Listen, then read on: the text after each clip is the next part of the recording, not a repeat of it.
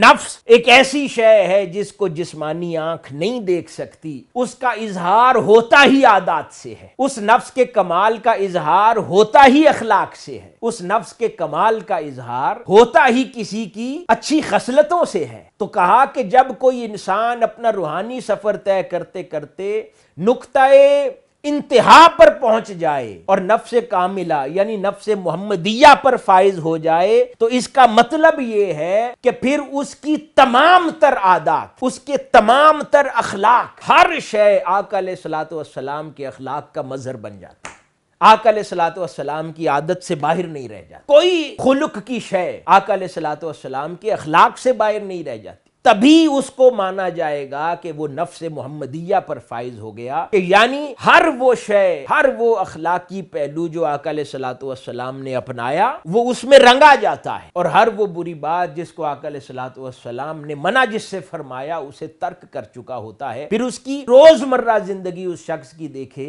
आपको कामिलन आका अलैहिस्सलातु वस्सलाम की आदात नजर आएंगे, हुजूर के अखलाक नजर आएंगे।